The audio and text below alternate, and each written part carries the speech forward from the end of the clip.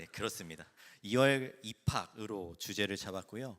8월은 개학, 그리고 5월과 11월은 가정, 7월은 청년, 10월은 수험생을 주제로 함께 모여서 예배하고 기도합니다. 네, 좋아요. 저 이런 거. 지난 2월 금요 기도회 때 입학을 앞두고 시작의 복음이라는 제목으로 말씀을 들었는데 기억하시나요? 본문이 혹시 어딘지 아시는 분 계실까요? 네, 그렇죠. 루키 4장이었습니다. 다 속으로 알고 계셨죠? 모든 시작은 하나님께 있다. 그리고 우리를 시작하게 하신 하나님이 우리와 동행하시고 우리의 모든 것을 그분께 맡기며 살아갈 때 하나님께서 자신의 열심으로 우리의 삶을 이루어간다라고 이재훈 목사님이 말씀을 전해주셨습니다. 기억나시죠 이제? 네, 나셔야 돼요. 그러면 질문 한번 드려보도록 하겠습니다. 그 이후로 정말 우리는 세상 가운데서 은혜를 누리며 복음으로 살아가셨습니까?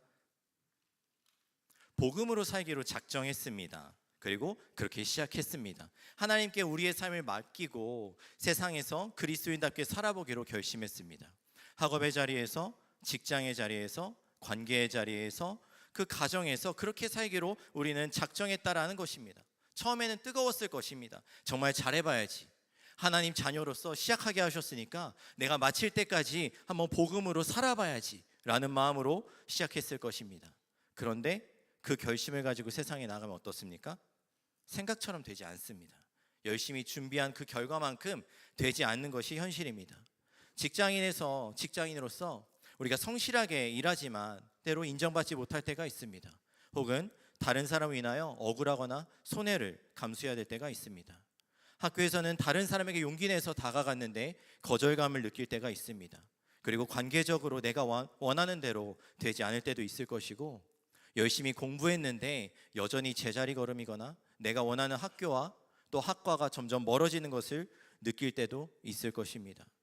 교회에서는 나와 다른 일을 이제 품어줘야 되는데, 가족으로 맞아들여야 되는데 그러지 못하는 나의 모습을 볼 때가 있습니다. 내가 속한 공동체에 내가 원하지 않는 그런 사람이 들어올 때면, 또 말이나 행동으로 자꾸 나에게 상처를 주는 사람이 내 주변에 있다면, 혹은 열심히 섬겼는데 아무도 알아주지 않을 때가 있다면 우리는 어떻습니까? 또 부모로서 자녀를 신앙인으로 좀 잘 키워보려고 했습니다. 근데 자꾸 문제가 뭡니까? 옛사람이 나오는 겁니다. 인내하면서 그리스도의 사랑으로 품어야 되는데 내 뜻대로 되지 않아요. 제가 그랬습니다. 어제까지 안 되더라고요. 이 말씀을 준비했고 그래 나도 복음으로 살아봐야지 그랬는데 어제 마침 옛사람이 나와가지고 좀 심하게 그랬습니다. 설교를 듣고 있어서 거짓말을 못하겠어요. 사랑하는 성도 여러분, 고백했습니다. 저는 하나님께서 우리를 교회 안에만 머물러 있게 하지 않으셨습니다. 학교로, 일터로, 가정으로, 또 사람들 사이로 우리를 보내셨다라는 것입니다. 그 가운데서 우리는 복음으로 살아가야 되는데 이처럼 기대한 대로 되지 않을 때가 있다라는 것입니다. 분명 하나님께서 시작한다고 하셨습니다. 근데 왜 내 삶은 이렇게 자꾸 내 마음대로 되지 않는 걸까? 그런 의문이 들 때 우리는 어떻게 해야 되겠습니까? 오늘 살펴본 본문은 이스라엘 백성들의 모습이 나옵니다. 그들은 애굽에 머물러 있었습니다. 근데 사실 그들이 애굽에 머물러 있게 된 것은 그들 스스로 선택한 것은 아닙니다. 하나님께서 아브라함에게 주신 약속 안에서 그 섭리 가운데 그들이 애굽에 머물게 되었던 것입니다. 그곳에서 그들은 하나님의 약속대로 생육하고 번성하게 되었습니다. 출애굽기 1장 7절은 이렇게 말합니다. 이스라엘 자손은 생육하고 불어나 번성하고 매우 강하여 온 땅에 가득하게 되었더라. 하나님이 그들을 번성하게 하셨습니다. 충만하게 하셨습니다. 하나님의 약속이 이루어지고 있었습니다. 하나님이 이스라엘 백성들의 삶을 시작하게 하셨습니다. 그런데 문제가 있습니다. 애굽이 이스라엘을 억압하기 시작한 것입니다. 그들이 어떤 잘못을 한 것도 아닌데 그들의 번성을 두려워한 그 애굽의 바로가 그들을 견제하기 시작했던 것입니다. 그래서 힘든 노역을 시킵니다. 하나님의 섭리 가운데 그들이 애굽에 머물게 되었지만 그곳에서 예상하지 못했던 노예 생활을 하게 됐다라는 것입니다. 여기서 우리는 본문이 말하는 것을 한번 살펴볼 필요가 있습니다. 이스라엘의 현실이 무너지고 있다고 해서 하나님의 약속이 무너진 것인가? 그것은 아니라는 것이죠. 오히려 그 고통의 자리에서도 하나님은 자신의 계획을 이루어가고 계셨다라는 것입니다. 우리 또한 복음으로 살다가 넘어지고 실패할 수 있습니다. 하지만 그것이 복음이 실패했다라는 것은 아닙니다. 내 뜻대로 되지 않는다고 해서 하나님이 일하지 않은 것 같다 할지라도 하나님께서 나를 버리신 것은 아니라는 것입니다. 그러면 우리는 질문을 해봐야 됩니다. 이스라엘이 고통받던 그 자리에서 오늘날 살아가는 내가 낭망하는 이 현실 가운데서 하나님은 무엇을 하고 계시냐는 거죠. 오늘 본문은 그 질문에 대한 답을 분명하게 하고 있습니다. 하나님께서는 자기 백성을 잊지 않으셨습니다. 그들의 고통을 외면하지도 않으셨고 마침내 자신의 구원 계획을 드러내기 시작하셨습니다. 하지만 이스라엘 백성들은 하나님이 무엇을 하고 계신지 알지 못했습니다. 그냥 오늘 닥치는 그 현실의 고통만 바라보고 있었습니다. 하지만 하나님은 그 시간에 분명히 일하고 계셨습니다. 오늘 읽었던 본문에 등장하는 5가지 단어가 있습니다. 들으시고, 기억하시고, 보셨고, 아셨고, 내려오셨다라는 단어입니다. 이 5가지 단어를 통해서 우리가 기대한 대로 되지 않는 이 현실 가운데 낙심하는 우리에게 하나님께서 어떻게 계속 일하고 계신지, 그리고 우리는 어떻게 계속 복음으로 살아가야 되는지를 한번 살펴보고자 합니다. 출애굽기 1장을 다시 한번 살펴보겠습니다. 바로는 이스라엘 백성에게 이를 가중시키는 것을 넘어서 더 극단적인 방법을 택합니다. 그게 무엇입니까? 산파들을 통해서 이스라엘의 남자아이를 죽이라는 명령입니다. 그런데 놀랍게도 산파들이 그 명령을 따르지 않습니다. 그 이유를 17절 말씀에서는 이렇게 말하고 있습니다. 그러나 산파들이 하나님을 두려워하여 애굽 왕의 명령을 어기고 남자 아기들을 살린지라. 여기서 두려워하다는 단어는 단지 두려움을 뜻하는 단어의 뜻도 있지만 경외하다라는 뜻도 함께 갖고 있습니다. 산파들이 바로를 두려워하지 않았다라는 것이 절대 아닙니다. 목숨이 달려있는데 어떻게 두렵지 않겠습니까? 그러나 그들은 진정으로 두려워해야 되는 대상이 바로가 아니라 하나님이라는 것을 알았다라는 것입니다. 그래서 애굽 땅에서 살아가지만 그들은 하나님을 경외함으로 하나님께서 기뻐하시는 일을 선택하며 살아갔다라는 것입니다. 사랑하는 성도 여러분, 이것이 세상 속에서 사는 우리에게 필요한 지혜인 줄로 믿습니다. 교회 안에서 하나님을 경외하며 살아가는 것은 어떻게 보면 쉬울 수 있습니다. 하지만 내가 살아가는 그 세상 가운데서 매 시간 어느 곳에서든지 하나님을 경외함으로 살아가는 것이 필요하다라는 것입니다. 그래서 복음은 결코 교회 안에서 머물러 있어서는 안 됩니다. 교회 안에서 머무르는 것으로 끝나서는 안 된다라는 것입니다. 우리가 속한 모든 곳에서 반드시 복음이 드러나야만 합니다. 제프 벤더 스텔트라는 복음의 그 학자가 복음의 언어에서 이렇게 이야기하고 있습니다. 제가 한번 읽어보겠습니다. 복음을 믿는다는 것은 예수 그리스도와 그분이 하신 일을 통해 하나님과 그분의 일을 믿는 것이다. 온전한 믿음을 가진 자는 의로운 삶을 살게 된다. 예수님의 삶의 방식과 성품을 닮아가는 삶을 살게 된다. 즉 당신의 행실이 당신의 믿음을 반영한다. 이 책에서 말하는 것은 무엇입니까? 복음으로 산다고 해서 우리 현실 가운데 있는 어려움이 사라진다는 것은 아닙니다. 그 어려움이 있는 자리에서 누구를 경외하며 살아갈지 선택하라는 것입니다. 보이지 않아도 하나님이 나와 함께 하시는 분임을 믿는 것입니다. 때로는 손해를 보더라도 정직을 택하고 악을 악으로 갚지 않고 남들처럼 타협하지 않고 주님 뜻대로 살기로 결정하는 것, 그것이 복음으로 살아가는 것입니다. 그럼 그렇게 살면 우리의 삶이 드라마틱하게 바뀔까요? 그렇지는 않을 수 있습니다. 오늘 본문 23절 말씀 함께 읽어보도록 하겠습니다. 같이 읽겠습니다. 시작.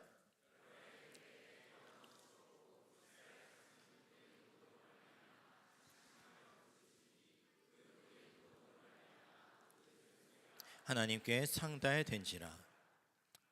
여러 해라고 말합니다. 하루 이틀이 아닙니다. 애굽 왕 바로가 죽어도 상황은 결코 바뀌지 않았다라는 것을 의미합니다. 고된 노동은 계속됐습니다. 그때 이스라엘 백성들의 반응이 2가지로 나옵니다.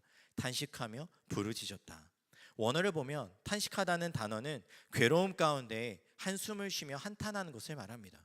그리고 부르짖는다는 것은 고통과 불편, 그 불만이 포함된 외침을 의미합니다.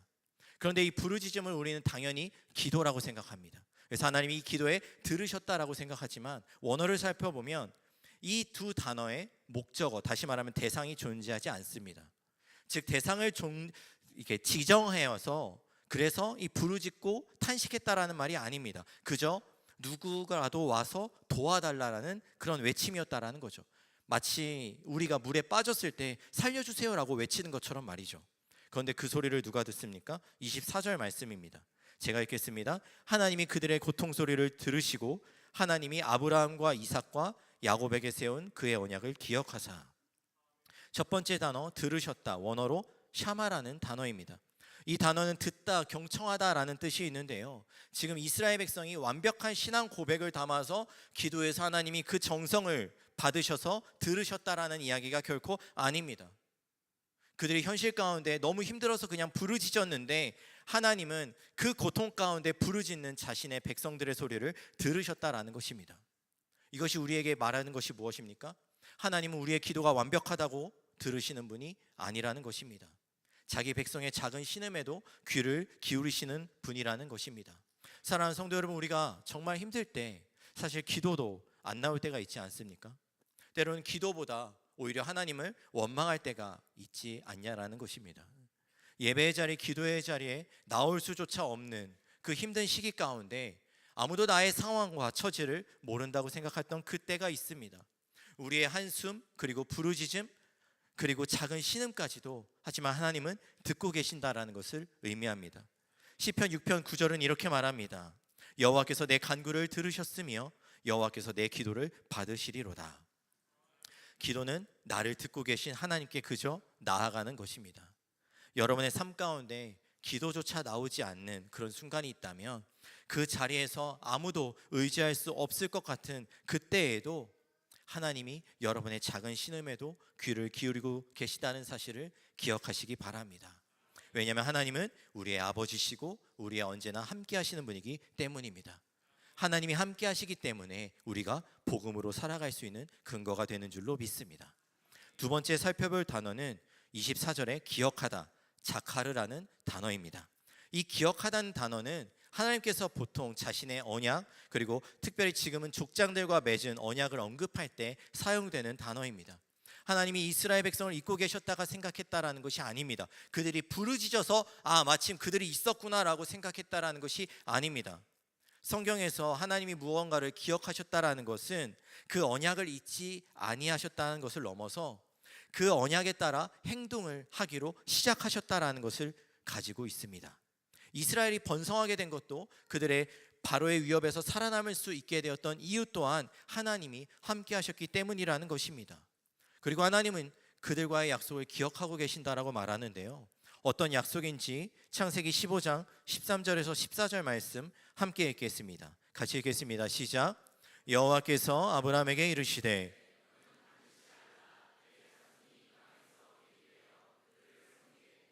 그들은 400년 동안 내 자손을 괴롭히리니 그들이 섬기는 나라를 내가 징벌할지며 그 후에 내 자손이 큰 재물을 이끌고 나오리라. 하나님께서 이미 아브라함에게 말씀하셨습니다. 이스라엘 백성들이 계기되어 섬길 것이고 괴롭힘을 당할 것이다. 그러나 내가 그들을 징벌하겠고 이끌어낼 것이다 라는 것을 말이죠. 그러면 이스라엘이 애굽에 내려가게 된 것도, 그곳에서 고통을 겪게 되는 것도, 그 후에 일어날 구원도 하나님의 약속과 계획 가운데 분명히 있었다라는 것입니다. 아무도 우리의 도움이 될 것 같지 않았던 그 고통 가운데 부르짖었던 그때에도 하나님은 아브라함에게 하셨던 그 약속을 기억하셨다라는 것입니다. 그리고 그 약속을 따라 일하시기 시작합니다. 이스라엘은 그 고난을 당하면서 예상하지 못했고 힘들었겠지만 하나님의 약속이 실패한 것이 아니라 이 모든 것이 하나님의 약속을 이루어가는 하나의 과정이었다라는 것입니다. 우리의 삶을 돌아보면 그런 것 같습니다. 우리는 당장에 하나님이 무엇을 어떻게 하실지 그 정답을 좀 보고 싶어 하는 것 같습니다. 저도 마찬가지고요. 기도하면 바로 응답되기를 원하고 내가 노력하면 그 열매가 반드시 나타나기를 원합니다. 그러나 하나님께서는 우리를 향한 정확한 계획을 가지고 계시고 그 계획을 이루어 가시는 분입니다. 오늘날 세상 가운데 살아가는 우리가 때로는 이 응답이 너무나 지혜되어서 때로는 지치고 힘들고 실패하여서 혼자라고 생각할 때에도 그곳에 보내신 하나님께서 우리 존재를 잊지 않고 계심을 기억하시기를 바랍니다. 그래서 우리가 알지 못해도 우리를 향한 놀라운 계획을 가지고 그 계획을 반드시 이루실 분이 바로 우리의 하나님이심을 신뢰하시기를 바랍니다. 25절 말씀 함께 보겠습니다. 제가 읽겠습니다. 하나님이 이스라엘 자손을 돌보셨고 하나님이 그들을 기억하셨더라. 살펴볼 세 번째 단어는 바로 돌보셨다, 라라는 단어입니다. 이 단어는 보다, 증명되다라는 뜻이 있습니다. 이 단어가 창세기 22장에서 모리아산에서 등장하는데요. 아브라함이 이삭을 데리고 산에 올라갔을 때 아브라함이 모든 것이 끝난 것 같은 상황을 마주했습니다. 그 상황이 무엇이죠? 자신의 아들을 제물로 바쳐야 되는 상황입니다. 그러나 그곳에서 하나님은 아브라함을 보고 계셨습니다. 그 하나님이 친히 제물을 준비하셨습니다. 그래서 아브라함은 그곳의 이름을 여호와 이레라고 불렀습니다. 아무것도 보이지 않는 곳, 그래서 하나님께서 이미 보고 계신 곳, 이 두 개의 단어를 설명한 것이 여호와 이레입니다. 그래서 하나님은 아브라함에게 내가 너를 보고 있고 너를 위하여 일하고 있다라는 것을 이 단어를 통해서 분명히 증명해 보이셨다라는 것입니다. 출애굽기 3장 7절 말씀은 이렇게 말합니다. 여호와께서 이르시되 내가 애굽에 있는 내 백성의 고통을 분명히 보고. 여기서도 보고라는 단어가 라라는 단어인데요, 이것을 두 번 반복합니다. 그래서 분명히 보았다라고 강조하고 있습니다. 하나님께서는 이스라엘이 애굽에서 거주하기 이전부터, 그리고 힘겨운 노동 가운데 노예로 살아가는 것을, 그리고 죽음의 위협 가운데 두려워하는 모습을 분명히 보고 계셨다라는 것입니다. 이스라엘은 자신의 현실을 바라보고 있었지만 하나님은 그들의 모든 과정을 다 바라보고 계셨고 앞으로 그들을 어떻게 구원하실지까지 다 보고 계셨다라는 것입니다. 사랑하는 성도 여러분, 오늘날 우리의 모습을 살펴보기 원합니다. 시험을 앞두고 초조해하는 우리의 모습이 있습니다. 노력해도 성적이 오르지 않는 우리의 모습이 있습니다. 직장에서 갈등하고 있는 우리의 모습이 있습니다. 변하지 않는 자녀의 모습에 낙심하는 우리의 모습 분명히 있죠. 근데 그 모습을 다 하나님이 보고 계신다라는 것입니다. 하나님이 침묵하시는 것처럼 보여도, 아무것도 하지 않는 것 같이 보인다 할지라도 하나님은 분명히 자녀된 우리의 모든 상황을 보고 계시는 분임을 오늘 말씀을 통해서 확인하시기를 바랍니다. 앞서 살펴본 세 단어였습니다. 그 세 단어는 하나님께서 자기 백성의 고통을 외면하지 않으셨다라는 사실을 우리에게 보여주었습니다. 그리고 이제 본문은 한 걸음 더 나아가서 하나님께서 그들의 고통을 보셨던 것뿐만 아니라 그들의 고통을 아셨다라고 말합니다. 그래서 네 번째 살펴볼 단어는 25절 하반절에 등장하는 기억하셨다, 야다라는 단어입니다. 개역개정에서는 이것을 기억하셨다라고 설명하지만 번역했지만 히브리어 본문에서는 알다라는 동사로 이 단어가 사용됩니다. 성경에서 알다라는, 야다라는 단어는 단순히 정보만을 알고 계신다는 의미로 말하지 않습니다. 하나님께서 자신의 고통을, 자신의 백성의 고통을 외면하지 않으시고 그들의 고통을 깊이 알고 계셨다라는 것입니다. 좀 더 과하게 표현하면 공감하고 계신다라고 표현할 수도 있습니다. 하나님께서 이스라엘 형편을 모르셨던 것도 아니고 그들의 부르짖음에 그때서야 알게 되었다라는 것을 말하고 있지 않는다는 것입니다. 하나님께서는 처음부터 알고 계셨습니다. 그리고 이제 하나님의 때가 되었기 때문에 그 구원의 계획을 드러내고 계신다라는 것입니다. 이것이 참 우리에게 위로가 되는 것 같습니다. 사실 가장 힘들고 서러울 때가 언제입니까? 아무도 내 마음을 모를 것 같을 때입니다. 저도 자녀를 키우지만 제가 얼마나 그 자녀를 애지중지 키우겠습니까? 그런데 그 마음을 참 모릅니다. 그냥 밥이나 달라고 하고 장난감이나 사달라고 하고, 그럴 때 얼마나 마음이 아려오는지 모르는 것 같습니다.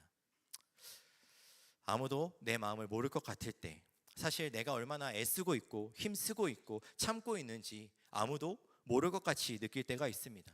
꼭 말로 다 설명하지 않아도, 완벽하게 기도로 표현조차 못해도, 사람들에게 말하지 못하고 점점 더 내 안에는 깊어져만 가는 상처, 그까지도 하나님께서는 다 알고 계시다라는 것입니다.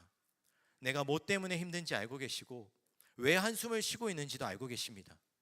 때로 내가 왜 하나님을 원망하고 있는지도, 또 나 자신도 모르는 내 마음조차도 하나님이 다 알고 계신다라는 것입니다. 하지만 우리는 하나님의 때를 정확하게 모릅니다. 그래서 자꾸 원망하죠. 왜 응답하지 않으시죠? 언제까지 제가 기다려야 합니까? 왜 제 문제에 해결해 주지 않으십니까?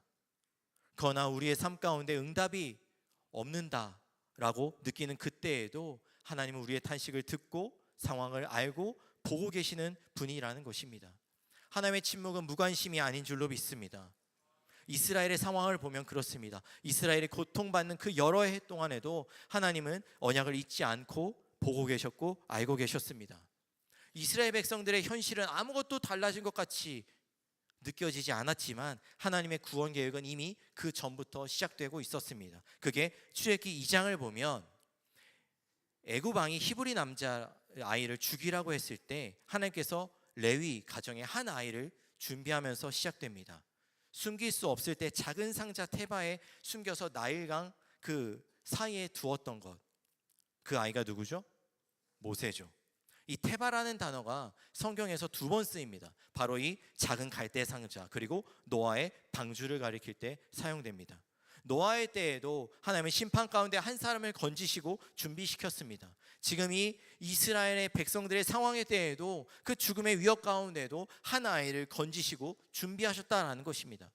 하나님은 우리가 우리의 상황을 다 이해할 수조차 없는 그 상황 가운데서도 이미 구원의 계획을 이루어가고 계시는 분이라는 것입니다. 그래서 사랑하는 성도 여러분, 우리의 부르짖음이 하나님의 구원을 시작하게 만드는 것이 아닙니다. 하나님께서는 이미 우리의 형편을 다 알고 계시는 분이기 때문입니다. 하나님께서는 이미 계획을 갖고 자신의 뜻을 나도 모르지만 이미 이루어가고 계시는 분입니다. 그래서 우리는 그 하나님을 신뢰하며 살아가는 것이 신앙생활입니다. 하나님은 출애굽기 3장에서 모세를 부르시고 말씀하십니다. 3장 8절 말씀인데요, 한번 같이 한번 읽어보겠습니다. 시작. 내가 내려가서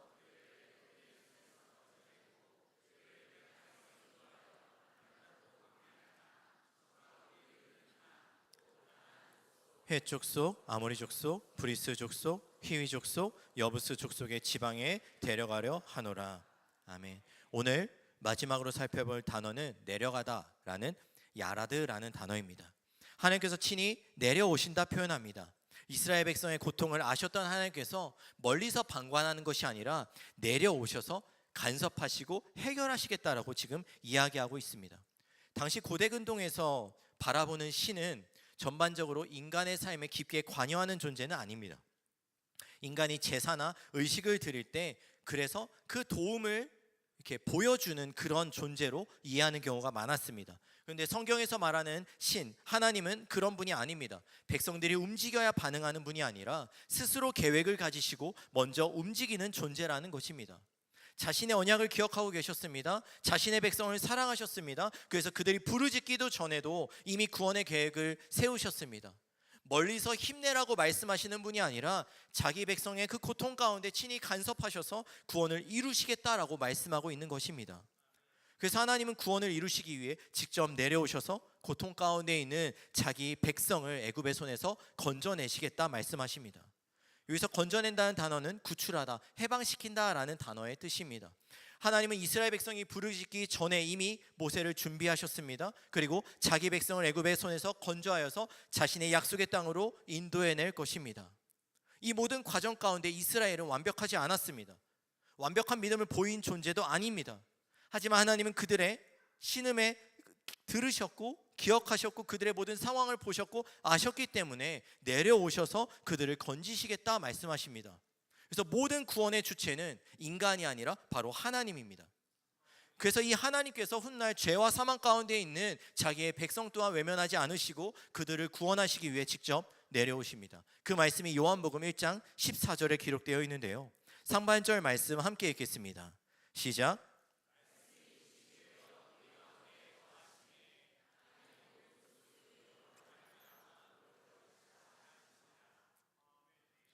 뭐가 섞였습니다. 위에만 읽으시면 됩니다. 오늘 살펴본 5가지 동사가 있었죠. 들으심, 기억하심, 보심, 아심, 내려오심. 이 모든 단어가 한 곳을 향해 가고 있습니다. 그 단어는 바로 십자가입니다. 하나님이 이스라엘의 부르짖음만 들으신 것이 아니라 죄 가운데 신음하는 지금 오늘날을 살아가고 있는 우리의 작은 신음도 들으셨다라는 것입니다. 아브라함과 맺은 언약만 기억하셨던 것이 아니라 창세전에 그리스도 안에서 우리를 향해 세우셨던 그 은혜의 언약을 기억하고 계셨다라는 것입니다. 애굽의 고통만 바라보고 계신 것이 아니라 죄와 사망 가운데 있는 우리의 형편을 낱낱이 보고 알고 계셨다라는 것입니다. 그리고 아는 것으로 머무르는 것이 아니라 마침내 친히 인간의 몸을 입고 내려오셨다라는 것입니다. 그래서 죄에서 직접 우리를 건져내시고자 십자가의 형벌을 담당하셨다라는 것입니다. 우리가 하나님께 올라갈 수 없기 때문에, 스스로 죄를 해결할 수 없기 때문에 하나님께서 친히 우리 가운데 내려오셔서 이 모든 문제, 죄의 문제를 해결하셨다라는 것입니다. 오늘 본문 출애굽기에서 하나님은 모세를 통하여서 자기 백성의 그 애굽에서 종살이하는 것에서 건져내셨다라는 것을 우리는 알고 있습니다. 그러나 예수 그리스도는 우리를 형편에서 건져내시는, 환경에서만 바꾸어내시는 분이 아니라 우리를 죄와 사망의 권세에서 건져내시기 위해 이 땅에서 오셨습니다. 우리는 죄로부터 결코 벗어날 수 없는 존재입니다. 영원히 죄의 노예로 생활해야 되는 존재입니다. 그런 우리를 위해 예수님은 십자가에서 죄를 대신 담당하셨고 죽으셨고 부활하셨습니다. 이 모든 것은 우리를 건져내시기 위함입니다. 애굽에서 나온 이스라엘에게 새로운 삶이 시작되었듯이 그리스도 안에서 구원받은 우리에게도 새로운 삶이 시작되었다라는 것입니다. 그래서 사랑하는 성도 여러분, 그리고 다음 세대 학생 여러분, 우리는 세상을 살아갈 것입니다. 분명 실패할 것입니다. 저주하는 것이 아니라 진짜 실패할 것입니다. 다시 말하면 어려움을 당할 거라는 것입니다. 내가 의도하지 않아도 말이죠. 원하는 결과를 얻지 못할 수 있습니다. 내 마음과 내 뜻대로 분명히 되지 않을 수 있습니다. 승승장구만 하지 않는다라는 것입니다. 여전히 관계를 맺지 못할 수 있고, 여전히 그것 때문에 마음 아파할 수 있습니다. 가정에서 서로 좋지 않은 모습을 계속 보이고 살아갈 수도 있습니다. 그러나 복음은 우리에게 그러니까 더 열심히 살아라, 더 열심히 믿어라, 너가 부족해서 그렇다라고 정죄하지 않습니다. 복음은 우리에게 그런 너를 내가 버리지 않는다, 그런 너와 내가 함께한다, 그런 너를 내가 건져내겠다, 그래서 내가 내려왔다라고 말씀하고 있습니다. 그러므로 뜻대로 되지 않는 이 현실 앞에서 낙심하고 아무도 없다라고 생각하지 마시기를 바랍니다.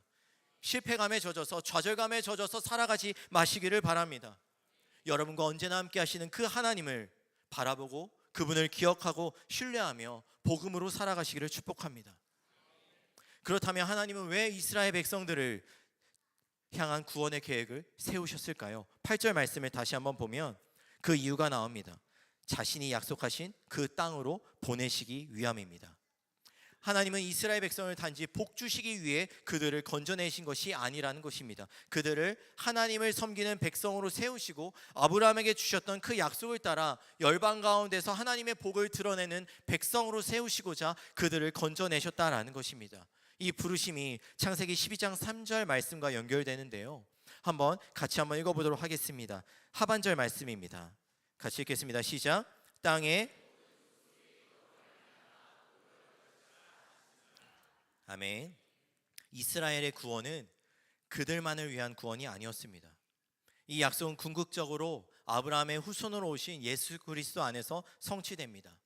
예수님이 내려오셔서 십자가에 죽으시고 부활하심으로써 이스라엘뿐만 아니라 자신을 믿는 모든 민족을 자기 백성으로 부르셨다라는 것입니다. 그리고 그 백성된 자들을 교회로 부르시고 다시 세상으로 보내십니다. 그래서 구원받은 우리는 보냄받은 자라는 표현을 씁니다. 그래서 우리는 보냄을 받습니다. 학교로, 가정으로, 직장으로, 사람들에게로 보냄을 받습니다. 그래서 우리가 살아가는 그 자리가 악한 곳이고 하나님이 계시지 않는 곳이 아니라 그 세상 또한 하나님께서 보낸 자리라는 것입니다. 사랑하는 성도 여러분, 학교는 단지 대학을 입학하기 위해 존재하는 곳이 아닙니다. 직장은 단지 돈을 벌기 위해 존재하는 것이 아니라는 것입니다. 가정은 단지 함께 잠자고 거주하기 위해서만 존재하는 것이 아닙니다. 그곳에서 우리는 정직함으로, 사랑함으로, 열심으로 다른 사람의 형편을 돌아알며 그리스도의 사랑을, 그리스도의 성품을 드러내기 위해서 하나님이 우리를 부르셨다라는 것입니다. 그것이 우리를 이 땅 가운데 보내신 하나님의 목적입니다. 사랑하는 성도님, 이제 말씀을 마치려고 합니다. 우리는 처음에 이렇게 물었습니다. 실패하고 넘어지는 그 현실 가운데 하나님은 어떻게 일하고 계신가? 그리고 그 은혜 안에서 우리는 어떻게 계속 복음으로 살아갈 것인가? 오늘 이스라엘 백성들은 자신의 의로움이나 완전한 믿음으로 구원을 받은 것이 아닙니다. 그들이 뭘 잘해서, 그들이 뭘 이루어내서 구원받은 것이 아니라는 것입니다. 하나님께서 그들의 탄식과 부르짖음을 들으시고 그들과의 언약을 기억하시고 그들을 보시고 아시고 내려오셔서 그들을 구원하셨다라는 것입니다. 이스라엘 백성이 어떠함이 아니라 하나님의 신실함이라는 것입니다. 그래서 하나님은 이 하나님의 신실함으로 모든 것을 계획하시는 분이고, 그리고 우리를 죄와 사망에서 건져내시는 분이라는 것입니다. 그리고 하나님은 오늘날 우리에게 말합니다. 너희의 어떠함이 아니라, 너희의 신앙의 노력, 열심이 아니라 너희가 부르짖기 전부터 이미 너희를 향한 구원을 계획하였다라고 말씀하십니다. 그래서 이미 우리 가운데 내려오셨고 죄와 사망 가운데 건져내셨고, 그리고 이제 우리를 교회로 부르셨다라는 것입니다. 사랑하는 성도 여러분, 이번 한 주, 아니 당장 내일도 우리는 또 넘어질 수도 있습니다. 관계에서 실패할 수도 있습니다. 또 원하는 결과를 얻지 못할 수 있습니다. 또 낙심하여서 하나님을 원망할 수도 있다라는 것입니다. 그러나 그때 나는 실패했다, 거봐 난 안 되잖아, 아무도 내 도움이 되지 않아 라고 생각하고 끝내지 말라는 것입니다. 그 상황 가운데서도 하나님이 여러분의 상황과 여러분의 고통과 여러분의 모든 현실을 다 보고 알고 듣고 계신다라는 것, 여러분 존재 자체를 기억하고 계시는 분이라는 사실을 잊지 마시기를 바랍니다. 제이디 그리어는 자신의 책 복음 본색에서 이렇게 말합니다. 제가 한번 읽어보겠습니다. 우리는 하나님의 능력이 우리의 삶을 침범해 주시기를 지속적으로 간구해야 하지만, 결국 가장 중요한 것은 그 순간 우리의 상황 속에서 그것이 어떻게 드러나는지 볼 수 없을 때라도 십자가에서 보여주신 하나님의 사랑 안에 머무는 것이다. 중요한 것은 내가 하나님의 일을 보고 있다라는 것이 아닙니다. 하나님의 일하심이 보이지 않을 수 있다라는 것입니다. 하지만 중요한 것은 그 모든 보이지 않는 상황 가운데서도 십자가에서 이미 보여주신 하나님의 사랑을 붙들고 우리에게 주어진 오늘의 하루하루를 살아가는 것이 필요하다라는 것입니다. 하나님의 사랑 가운데 머물러서 내게 주어진 매일의 삶을, 그 하나님의 사랑을 보여주며 드러내며 살아가는 것이 중요하다라는 것입니다. 그래서 사랑하는 성도 여러분, 우리는 다시 학교로, 가정으로, 직장으로, 우리가 보냄받은 그 자리로 돌아갈 것입니다. 그곳에서 다시 복음으로 살아가시기를 축복합니다. 학교에서 틀어진 관계를 다시 회복하는 데 힘써 주시기를 바랍니다. 다른 사람과의 비교하지 마시기를 바랍니다. 여러분에게 주어진 학업에 최선을 다하시기를 바랍니다. 안 될 겁니다. 저주하는 건 아니고요. 내 한계가 있기 때문에 난 늘 넘어질 것입니다. 하지만 함께 하시는 하나님을 기억하시기 축복합니다. 가정에서 변하지 않는 자녀로 인해 낙심하시지 마시기를 바랍니다. 그리스도의 사랑으로 인내하고 품어주시기를 바랍니다. 제 자신에게 하는 말입니다. 자녀들은 내 생각과 다르더라도 부모님의 말씀에 좀 귀를 기울여 주시고 순종하시기를 바랍니다. 제발요. 직장에서 단지 버텨내며 하루하루 나의 월급을 바라보며 살아가는 것이 아니라, 그곳에서 부르신 하나님의 뜻에 따라서 최선을 다하여 정직과 열심으로 살아내시기를 축복합니다. 우리가 복음으로 살아가야 되는 이유가 이 출발을 우리가 있는 것이 아니기 때문입니다. 하나님이 우리로 하여금 시작하게 하셨기 때문입니다. 하나님이 시작하셨고 하나님께서 붙드시기 때문에 우리는 복음으로 살아갈 수 있습니다. 복음을 시작하게 하신 하나님께서 우리를 계속 붙들고 계속 살아가게 하십니다. 그러므로 우리의 삶은 이제 시작하고 끝나는, 매번 다시 시작하고 끝나는 그런 삶이 아니라 하나님의 은혜 안에서 매일매일 살아가는 삶이 되어야 될 줄로 믿습니다. 보이지 않는다고 응답이 없다고 포기하지 마시기를 바랍니다. 내 뜻에 자꾸 하나님의 뜻을 맞추는 것이 아니라 나의 신음을 들으시는 그 하나님의 존재 자체를 믿으시기를 축복합니다. 기억하시는 하나님을 신뢰하고 보고 계시는 하나님을 같이 따라 마주 바라보시기를 바랍니다. 알고 계시는 하나님, 그 하나님을 신뢰하고 그 하나님께 여러분의 모든 것을 맡기시기를 축복합니다. 그리고 마지막으로 우리를 위해 내려오신 그 그리스도의 사랑 안에 붙들림 받는 저와 여러분 되시기를 축복합니다. 이번 주에도 다음 주에도 우리가 살아가는 모든 자리에서 넘어졌다면 다시 일어나서 그리스도를 바라보며 계속해서 복음으로 그분과 함께 살아가는 저와 여러분 되시기를 주님의 이름으로 축복합니다. 찬양하겠습니다.